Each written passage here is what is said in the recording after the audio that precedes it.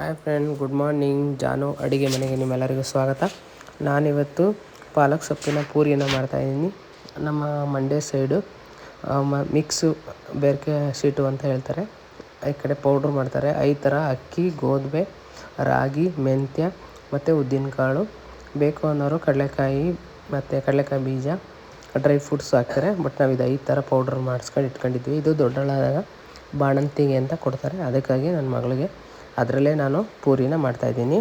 ಅವೇನೋ ಇಲ್ಲ ನಮ್ಮ ಹತ್ರ ಗೋಧಿ ಹಿಟ್ಟಿದೆ ಅಂದರೆ ಗೋಧಿ ಹಿಟ್ಟು ಕಲಸಿ ಮಾಡ್ಕೊಬೋದು ಫ್ರೆಂಡ್.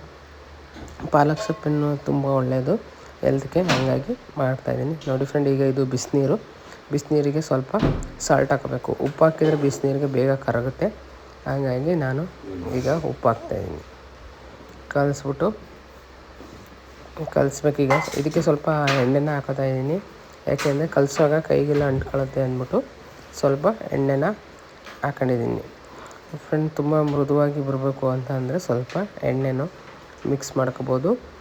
ಈಗ ನಾನು ಇದನ್ನು ಪೌಡ್ರು ಇಟ್ಟು ಹಾಕೊಂಡು ಕಲಿಸ್ಕೊತಾಯಿದ್ದೀನಿ. ಮೆಂತ್ಯ ಸೊಪ್ಪನ್ನ ಅಲ್ಲೇ ಬಿಡಿಸಿ ಒಂದು ಪಾತ್ರೆಯಲ್ಲಿ ಬೇಯಕ್ಕೆ ಹಾಕಿದ್ದೀನಿ.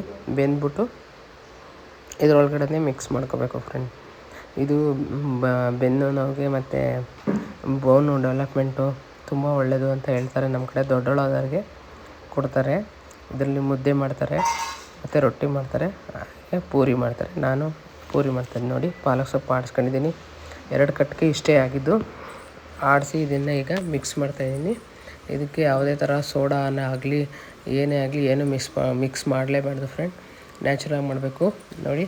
ಈಗ ಈ ಥರ ಒಲೆನ ಸ್ಟವ್ನ ಆನ್ ಮಾಡಿ, ಈಗ ಐರನ್ ಯೂಸ್ ಮಾಡಬೇಕು ಫ್ರೆಂಡ್. ಕಬ್ಬಿಣದ ಒಲೆನ ಯೂಸ್ ಮಾಡಬೇಕು. ತವಾನ ಏನೇ ಕಾರಣಕ್ಕೂ ಯೂಸ್ ಮಾಡಬಾರ್ದು ಅಂತ ಹೇಳ್ತಿದ್ದಾರೆ. ಹಂಗಾಗಿ ನಾನು ಇದನ್ನು ತೊಗೊಂಡಿದ್ದೀನಿ. ತುಂಬ ಚೆನ್ನಾಗಿ ಬಂದಿದೆ ನೋಡಿ ಫ್ರೆಂಡ್. ನಮ್ಮ ಮನೆಯವ್ರಿಗೆ ಇದು ರೊಟ್ಟಿ ಮಾಡ್ಕೊಡ್ತಾಯಿದ್ದೀನಿ.